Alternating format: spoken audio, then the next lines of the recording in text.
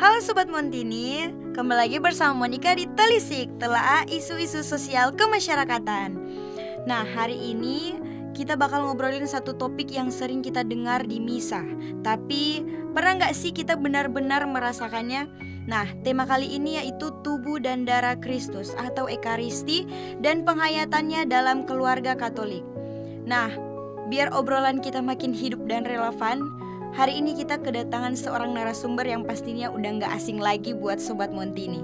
Beliau merupakan penyuluh agama Katolik yaitu Kak Icat. Halo Kak Icat, apa kabar hari ini? Halo Monica, kabar hari ini baik dan luar biasa. Luar biasa ya Kak Icat. Ya. Hari ini Kak Icat bakal sharing bareng kita soal gimana Ekaristi itu bukan cuma perayaan mingguan, tapi juga undangan untuk hidup dalam kasih, pengorbanan dan pengampunan terutama di tengah keluarga. Jadi yuk langsung aja kita mulai telisiknya. Siapkan hati dan let's go. Nah, untuk pertanyaan pertama nih Kak Icat, apa makna dari tubuh dan darah Kristus dalam Ekaristi? Oke, baik Monica. Nah, bicara tentang tubuh dan darah Kristus yang biasa itu orang terima di saat misa atau saat perayaan Ekaristi. Nah, mau dikatakan bahwa sebenarnya tubuh dan darah Kristus ini adalah kehadiran nyata Yesus Kristus yang dalam bentuk roti dan anggur yang telah dikonsekrasi dalam misa. Nah, ini bukan sekedar simbol tetapi benar-benar tubuh dan darah, jiwa dan kealahan Kristus yang ada. Nah, dalam perayaan Ekaristi, roti dan anggur berubah melalui transubstansiasi menjadi tubuh dan darah Kristus. Nah, itu menurut Katekismus Gereja Katolik nomor 1376. Nah, Ekaristi adalah perjamuan kasih, kurban salib yang dihadirkan kembali secara tidak berdarah dan bentuk penyatuan yang paling sempurna antara Kristus dan umatnya.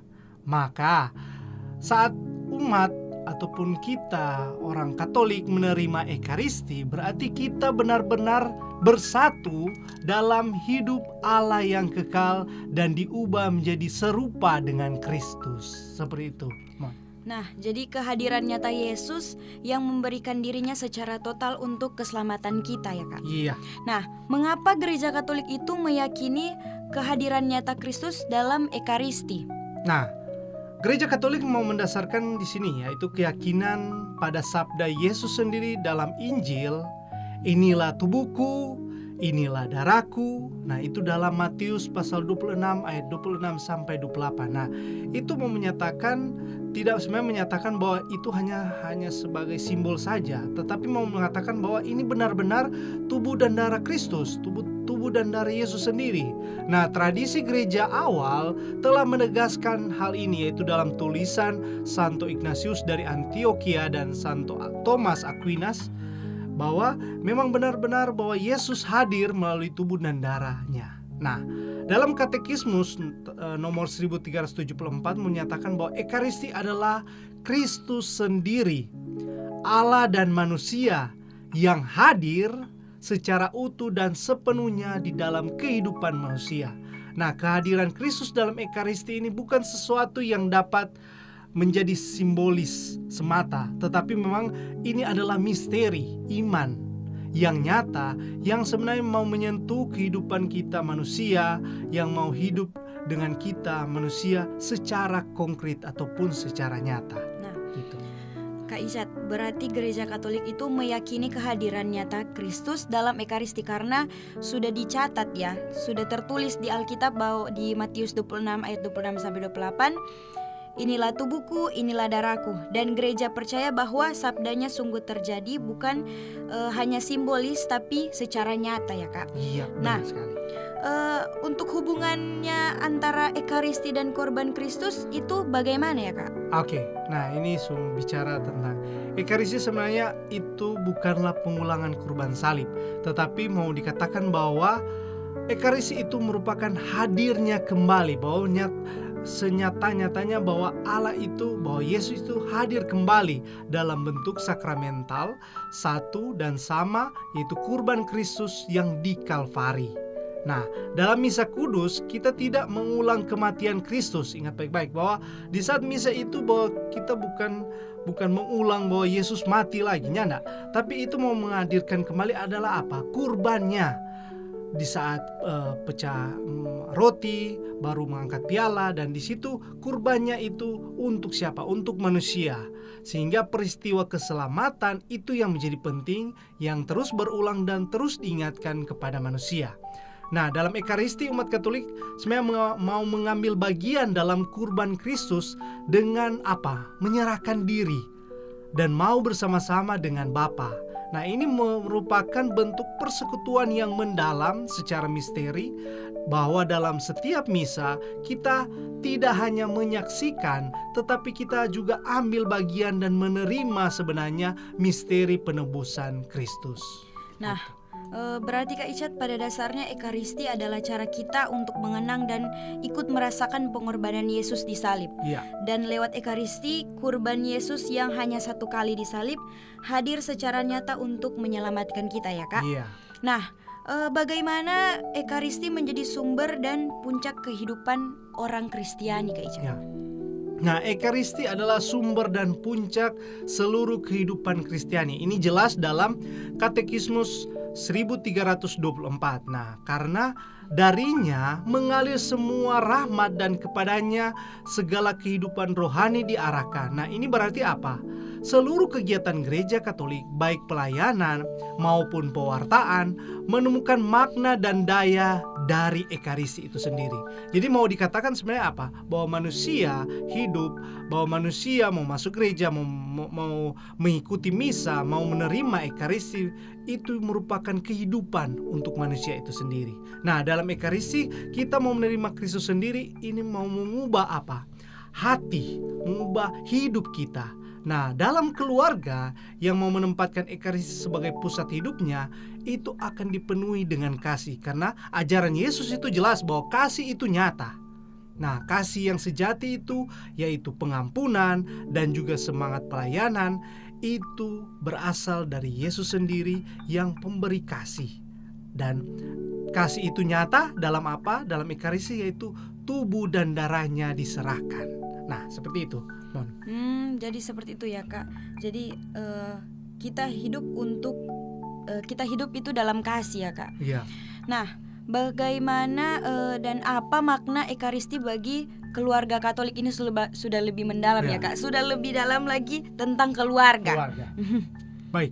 Nah, bicara tentang makna Ekaristi itu sendiri bagi keluarga Katolik. Nah, sumber kekuatan dalam hidup keluarga adalah kasih, kesetiaan, dan pengampunan. Nah, ini berapa kali dibahas kembali, tapi diingatkan kembali lagi bahwa kasih yang utama, baru kesetiaan antara suami dan istri, dan juga ada pengampunan. Jika ada kesalahan atau apa, harus ada pengampunan. Nah, dalam Ekaristi keluarga diajak untuk hidup kembali, hidup untuk membawa semangat baru, membawa semangat pengorbanan dan persatuan bersama Kristus. Jadi mau menyatakan bahwa keluarga ini harus menghadirkan Kristus, harus menghadirkan Roh Kudus sehingga keluarga ini bisa berjalan dengan baik. Nah, keluarga yang sering merayakan bersama misa itu memiliki dasar iman yang kuat, dan juga ya tidak bisa kita pungkiri bahwa dalam keluarga banyak tantangan, banyak juga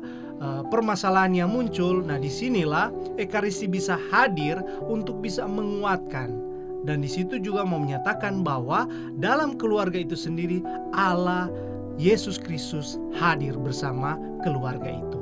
Nah, melalui partisipasi aktif dalam Ekaristi, setiap anggota keluarga diajak untuk belajar, untuk saling mengasihi, bukan karena adanya kekuatan sendiri, tetapi mau dikatakan bahwa rahmat Kristus hadir itu diterima oleh keluarga. Gitu. Jadi makna Ekaristi bagi keluarga Katolik itu adalah sumber kekuatan untuk hidup dalam kasih, kesetiaan, dan pengampunan ya Kak Icat. Iya. Nah, bagaimana orang tua bisa menanamkan cinta Ekaristi kepada anak-anaknya Kak? Ya. Baik, nah ini saya bicara tentang orang tua dan anak. Nah, bagaimana mengasuh dan bagaimana menanamkan cinta Ekaristi. Nah, pertama-tama yang harus diingatkan bahwa kalau DP mama dan papanya anak masuk gereja, bagaimana dia mau tanamkan cinta Ekaristi? Itu kan? Nah, berarti yang paling pertama yang mau dikatakan bahwa orang tua dulu sadar bahwa Ekaristi itu penting. Tanpa Ekaristi itu orang tidak bisa hidup. Itu dulu. Berarti kalau orang tua itu hadir, selalu masuk gereja, selalu mengikuti perayaan Ekaristi, menerima tubuh dan darah Kristus, berarti di situ mau dikatakan bahwa keluarga ini mulai menerapkan cinta Ekaristi. Nah, dari situ dari bapak dan ibu ini sudah menerapkan itu, baru kemudian ke anaknya. Dan tanpa sadar juga torang pun akan bilang bahwa ini torang akan jelaskan. Nah, karena torang ada dasar dulu. Kalau torangnya tidak bilang, kalau bilangnya nak masuk gereja, mau bicara tentang apa tuh? Cinta Ekaristi kepada anak-anak. Nah, jadi berefleksi dulu ke dalam pribadi.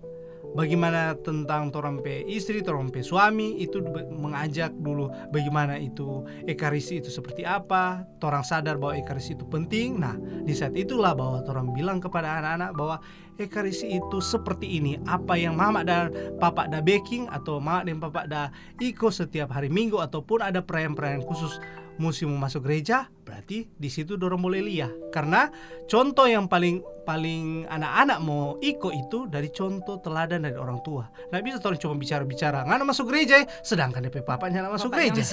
Atau masuk gereja, ya anak DP mama DP pasar. Nah, itu letak utamanya. Begitu man. Jadi dasarnya itu Kak, orang tua itu menjadi teladan. Mengajarkan hal-hal yang kecil dari masuk gereja, ikut misa, baru nanti orang tua jelaskan sedikit-sedikit makna secara sederhana, supaya dorang itu anak-anak itu membiasakan diri ya Kak. Iya, begitu. Nah, mengapa partisipasi dalam misa setiap minggu penting bagi keluarga Kak? Nah, kenapa penting? Karena saya mau katakan kembali bahwa Ekaristi itu penting karena merupakan hidup orang Katolik. Nah, sebagai orang Katolik harus menjadi dasar. Tanpa perayaan Ekaristi, tanpa orang terima tubuh dan darah Kristus, orang boleh mati. Nah, itu yang menjadi tegas, itu menjadi juga prinsip, itu pun menjadi iman sebagai orang Katolik. Karena ini menjadi penting. Nah, di saat kita menghadiri misa hari Minggu, perintah ilahi dan gereja. Nah, itu jelas dalam Katekismus 2180. Nah, ini merupakan perayaan kebangkitan Kristus. Nah, kita paham bahwa orang Katolik itu tahu bahwa Kristus itu menderita di salib sampai mati di salib itu ada satu proses. Nah, proses penyelamatan. Nah, tanpa proses penyelamatan itu ada satu lagi, yaitu di mana Yesus itu bangkit. Nah, di saat itulah bahwa perayaan Ekaristi itu menjadi penting, bahwa mengatakan bahwa di saat Yesus bangkit, kita kembali diperlihatkan, kembali diingatkan dengan tubuh dan darahnya, kita bisa diselamatkan. Nah, bagi keluarga Katolik ini bukan hanya wajib, tetapi memberikan kesempatan supaya orang membaharui hidup kembali, mengangkat kembali sebenarnya iman kita seperti apa, dan bagaimana kebersamaan kita sebagai orang Katolik itu bersatu sama tubuh dalam Kristus. Nah, dalam misa hari Minggu menjadi titik rohani seluruh keluarga, yaitu dengan komunitas umat beriman, bahwa anak-anak kita ajak untuk mengikuti misa, bahwa ini merupakan tradisi yang mau menanamkan nilai iman, bahwa komunitas dan keterlibatan dalam gereja Katolik, dan itu bukan beban. Kali-kali orang mau masuk gereja itu berpikir, aduh beban, semua pakai alasan, sepatunya nggak ada, tuh kamejanya nggak ada, nggak layak, baju lama. Sampai orang berpikir, mau misa ini menjadi beban. Nah, itu yang menjadi tantangan. Jadi yang paling penting di sini mau dikatakan, yang paling penting di situ apa? Yaitu orang mau terima tubuh dan darah Kristus. Siapa nih mau terima tubuh dan darah Kristus? Nah, di saat orang sadar itu bahwa orang harus mau mengambil itu tubuh dan darah Kristus melalui peran Ekaristi, berarti itu orang hadir setiap hari Minggu untuk ikut terlibat dan mau menerima sebenarnya berkat Kristus dalam memperkuat sebenarnya relasi juga dengan Allah dan juga dengan keluarga kita sendiri. Gitu. Nah, berarti partisipasi dalam misa setiap minggu itu penting karena juga memperkuat iman, menyatukan dan memberi kekuatan untuk hidup bersama dalam keluarga, dalam komunitas gereja ya Kak. Iya. Nah, kita masuk dalam komuni nih Kak. apa sih yang dimaksud dengan komuni dalam arti spiritual dan sosial? Baik. Nah, komuni berarti persekutuan, baik dengan Allah maupun dengan sesama. Nah, dalam Ekaristi kita dipersatukan secara rohani dengan Kristus dan juga secara sosial dengan seluruh umat Allah. Nah, ini berarti bahwa komuni bukan hanya soal pribadi, tetapi juga keterlibatan dalam kehidupan bersama. Nah, keluarga yang hidup dalam komuni belajar untuk saling mendukung, mengampuni, dan membangun kebersamaan dalam terang Kristus.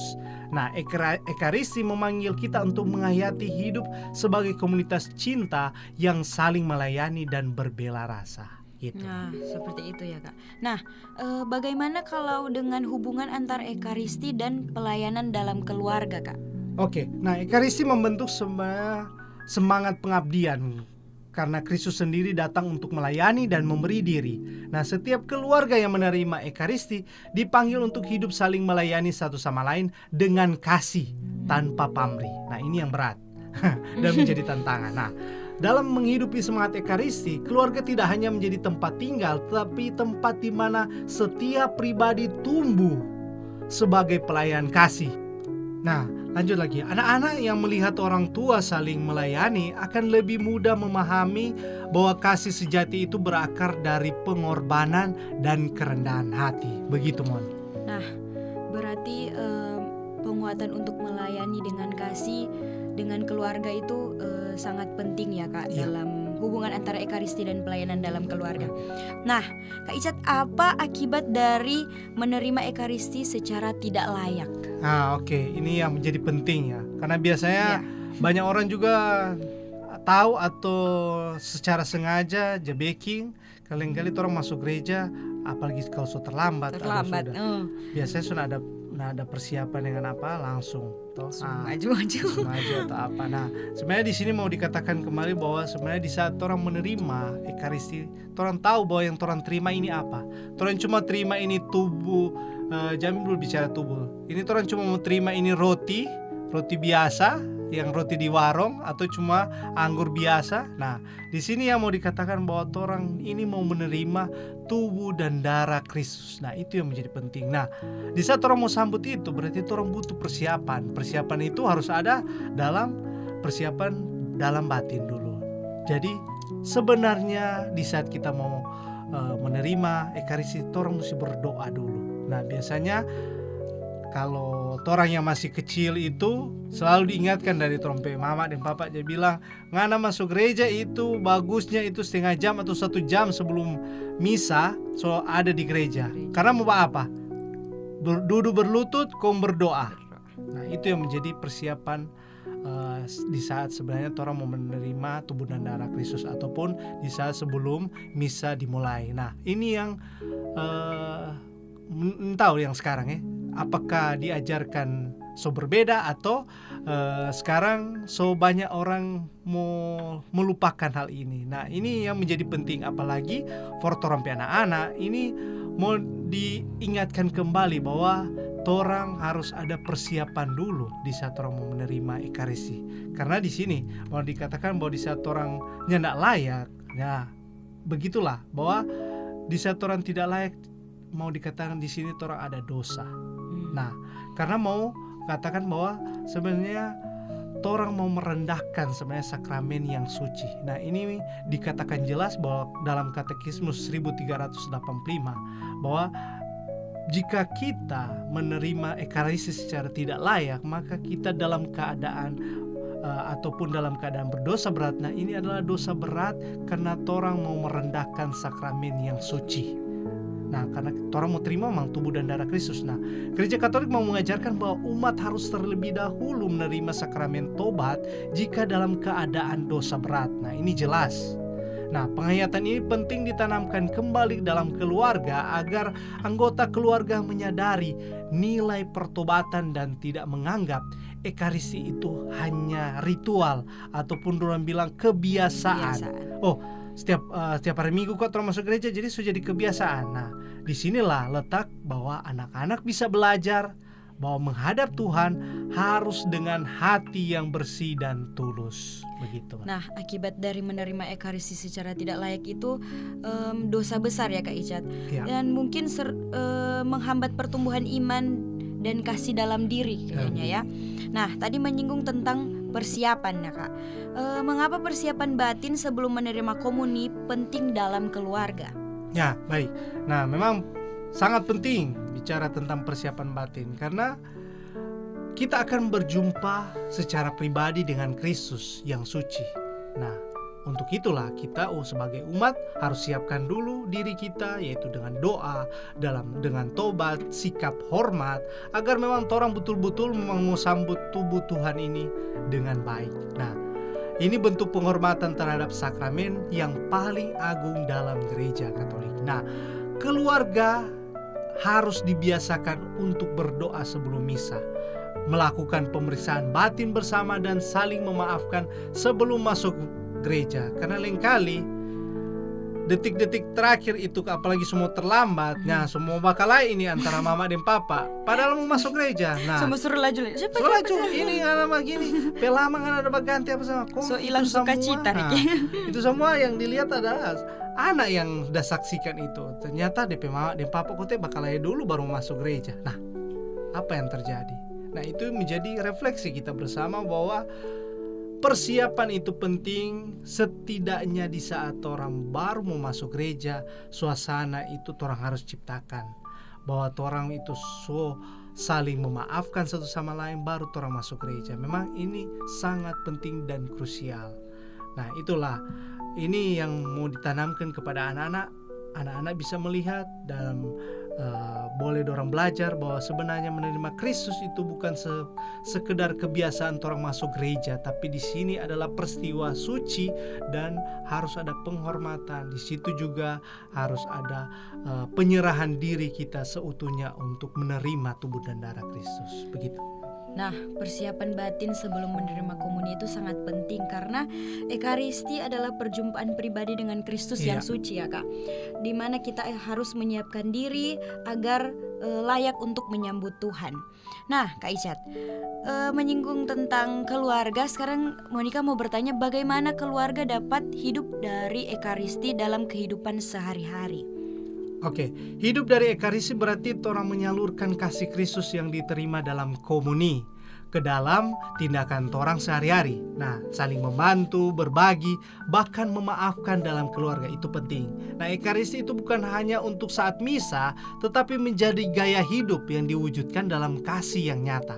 Nah, keluarga menunjukkan hidup dari ekaristi melalui rutinitas sederhana seperti orang makan bersama, doa bersama, orang bersyukur bersama, menemani anggota yang sakit, atau memperhatikan kebutuhan satu sama lain. Nah, kasih yang mengalir dari meja altar itu diteruskan ke meja makan keluarga, dan ruang-ruang hidup ataupun waktu bersama kita dalam keluarga itu yang menjadi penting. Nah, jadi pada intinya kita harus saling membantu, berbagi, dan memaafkan dalam keluarga. Nah, Kak Icat, mengapa keluarga disebut gereja domestik dalam konteks ekaristi? Nah, gereja menyebut keluarga sebagai gereja domestik karena mau dikatakan bahwa keluarga itu merupakan gereja pertama dalam pembentukan iman, pembentukan nilai-nilai iman yang harus dihidupi itu diturunkan semua, diajarkan dalam keluarga kecil ini. Nah, ekaristi itu dihidupi secara konkret lewat doa, pengampunan, pelayanan, dan itu mau mencerminkan bahwa begini yang Kristus dah baking, bahwa Kristus dah sama-sama dengan orang itu dalam hidup, dalam keseharian, bahwa anak-anak pun bisa mau melihat bahwa sebenarnya Kristus dah baking seperti apa. Nah, itu bisa dorang lihat dari orang tuanya dorang. Begitu, baru sebagaimana umat berkumpul di gereja untuk merayakan ekaristi, keluarga pun berkumpul dalam kasih untuk hidup seperti Kristus. Nah, yang menjadi penting yaitu di saat orang kerja, biarpun padat dengan pekerjaan atau aktivitas apapun, setidaknya dalam satu hari itu orang boleh ada waktu untuk kumpul bersama dalam keluarga. Nah, itu menjadi penting. Nah, ketika keluarga hidup dalam kesatuan dan pengorbanan, mereka menjadi perpanjangan nyata yang mau dikatakan di sini, yang mau dirayakan bahwa dalam altar ekaristi itu yang terjadi di sana itu bisa dihidupkan kembali dalam keluarga, dalam setiap hari, setiap waktu, karena kasih yang nyata itu bisa dijalankan. Begitu. Nah, keluarga disebut gereja domestik itu berarti karena di dalamnya nilai-nilai iman dihidupi dan diturunkan ya. Iya. Nah, apa peran doa keluarga dalam memperdalam cinta akan ekaristi, Kak? Nah, doa keluarga sebenarnya membantu menanamkan kesadaran bahwa Kristus hadir tidak hanya dalam gereja, tapi Yesus Kristus itu hadir dalam hidup sehari-harinya torang. Nah, doa sebelum dan sesudah misa, doa malam dan adorasi bersama menjadi cara membangun ikatan dengan Kristus yang hadir dalam ekaristi. Nah, dengan membiasakan doa di dalam keluarga, cinta akan ekaristi ini diperkuat, di mana keluarga belajar menghormati kehadiran Allah di tengah mereka, dan doa menjadi jembatan kehidupan iman, kehidupan liturgi kita dalam membangun rumah tangga. Nah, ekaristi ini menjadi bukan lagi sekedar ritus dalam hari Minggu, tetapi jika dihidupkan itu menjadi keseharian dalam waktu bersama keluarga, dan ini bisa hidup. Begitu, Mon. Jadi peran doa keluarga itu membantu menanamkan kesadaran bahwa Kristus hadir tidak hanya dalam gereja tetapi juga dalam kehidupan sehari-hari, apalagi dalam keluarga ya, Kak. Iya. Nah, apa perbedaan antara makan biasa dan perjamuan ekaristi nih, Kak? Oke. Jangan bilang, oh kalau makan biasa boleh tambah. Boleh tambah. Ekaristi ini boleh tambah.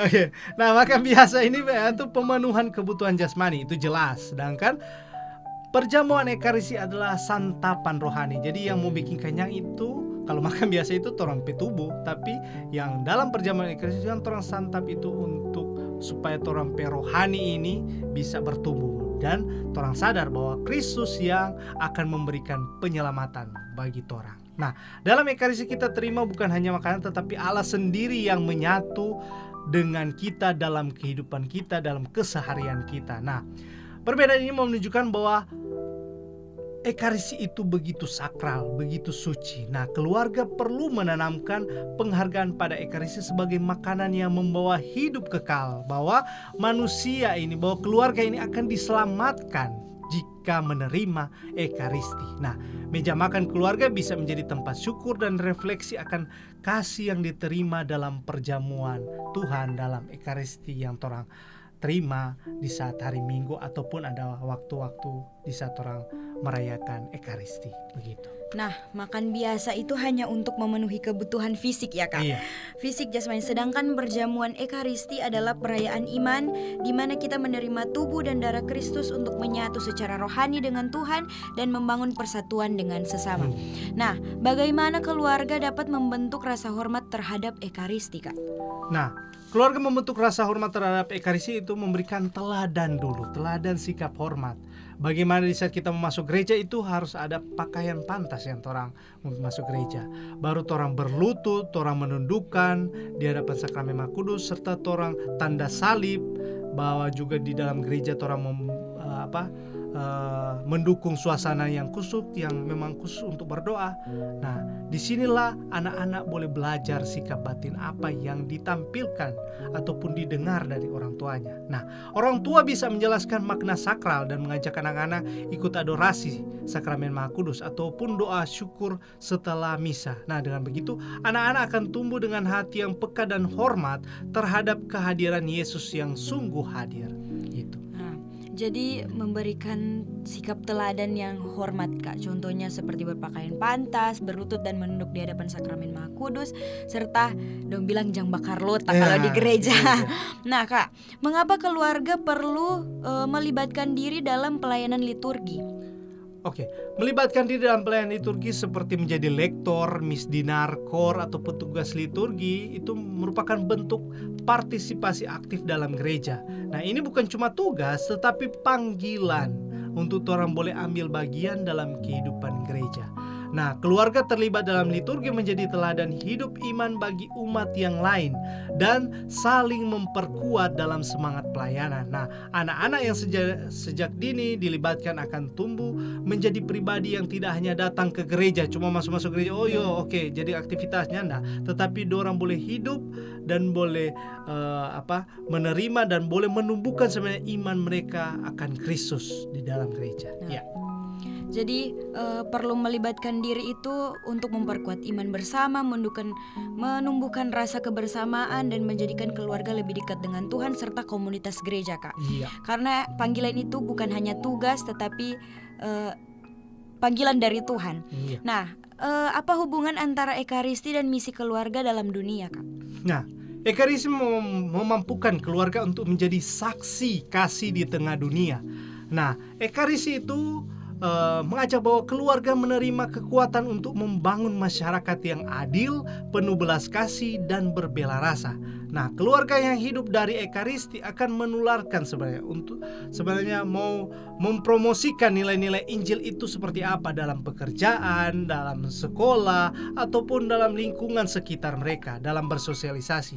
Nah, keluarga yaitu menjadi pembawa terang Kristus, mau menjembatani antara altar di dalam gereja dengan dunia nyata yang orang bersosialisasi dengan orang banyak. Nah, ini menjadi saksi hidup bahwa Kristus hadir bukan hanya di gereja tetapi hadir dalam kehidupan keluarga kita, dalam kehidupan sehari-hari. Nah, tantangan utama yang menghidupi ekaristi dalam keluarga saat ini apa, Kak? Nah, ini bicara tantangan ya. Nah, bicara tantangan di sini ada rutinitas hidup modern yang penuh kesibukan, minim komunikasi dan bersikap individual. Nah, keluarga sering sulit menyempatkan waktu untuk misa bersama, apalagi untuk doa ataupun refleksi bersama tentang iman. Nah, namun tantangan ini bisa diatasi dengan torang peniat dulu, baru juga ada kebiasaan biarpun kecil, tapi kalau dia sudah membentuk kebiasaan itu bisa dipupuk terus dan kemudian menentukan waktu misa sebagai prioritas keluarga.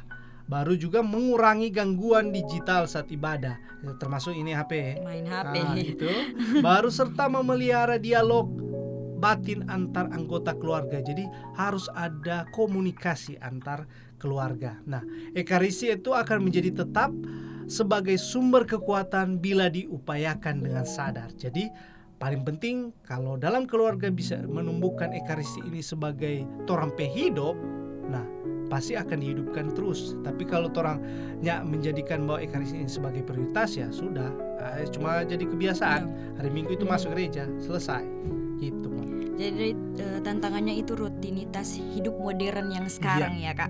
Nah, bagaimana ekaristi menjadi harapan bagi keluarga di tengah penderitaan? Nah, ini pertanyaan terakhir juga closing statement dari Kak Icat. Oke. Nah, bicara tentang ekaristi menjadi harapan bagi keluarga. Nah, jujur ini bicara tentang ekaristi menjadi harapan bagi keluarga itu lebih sebenarnya refleksi pak kita punya diri sebenarnya, bahwa kita juga berkeluarga, baru juga dengan istri dan anak, bahwa tidak bisa dipungkiri bahwa orang terjadi cekcok ataupun ada penderitaan yang orang tidak bisa katakan di sini.